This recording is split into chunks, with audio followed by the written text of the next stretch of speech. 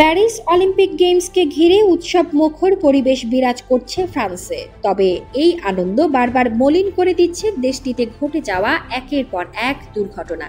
কিছুদিন আগের কথা, প্যারিস অলিম্পিক উদ্বোধনের আগে ফ্রান্সের উচ্চগতির রেল নেটওয়ার্কে হয় ভয়ানক হামলা। সেই মর্মান্তিক দুর্ঘটনার রেশ কাটতে না কাটতেই এর মধ্যে টেলিকম স্থাপনায় হামলার ঘটনা ঘটল।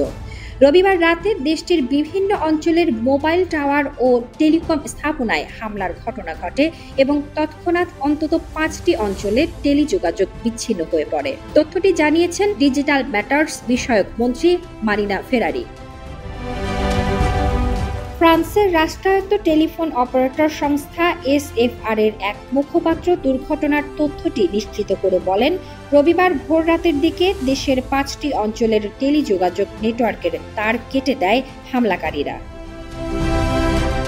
সামাজিক যোগাযোগ মাধ্যম এক্সে মারিনা ফেরারি জানান, আকস্মিক এ হামলার কারণে ফ্রান্সের কিছু অঞ্চলে টেলিফোন ও মোবাইল যোগাযোগ ব্যাপকভাবে বিঘ্নিত হচ্ছে। এ ধরনের তৎপরতাকে কাপুরুষোচিত এবং দায়িত্বহীন বলেও উল্লেখ করেছেন মারিনা। ফ্রান্সের জাতীয় দৈনিক লে পারিসিয়ান তাদের প্রতিবেদনে জানিয়েছে, ফ্রান্সের দক্ষিণাঞ্চলে টেলিকমের লাইন কাটা হয়েছে, আর সেই সঙ্গে ভাঙচুর করা হয়েছে রাজধানী প্যারিসের ওইসে এলাকা এবং ফ্রান্স লুক্সেমবার্গ সীমান্তবর্তী মেউজ এলাকায় SFR এর আঞ্চলিক দপ্তর ও টেলিকম সংক্রান্ত বিভিন্ন স্থাপনায়। কোনো ব্যক্তি বা গোষ্ঠী এখন পর্যন্ত হামলার দায় স্বীকার করেনি। কারা হামলা করেছে এ সংক্রান্ত কোনো তথ্য এখনো প্রকাশ করেনি ফ্রান্সের পুলিশও।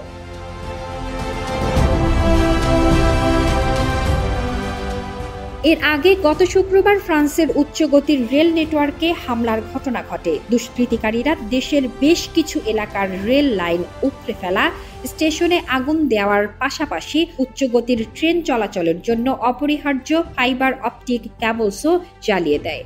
ফলে প্যারিস থেকে দেশের বিভিন্ন শহরের আপ-ডাউন যাত্রীরা ব্যাপক ভোগান্তিতে পড়েন। সোমবার থেকে দেশটির রেল চলাচল ফের স্বাভাবিক হয়েছে।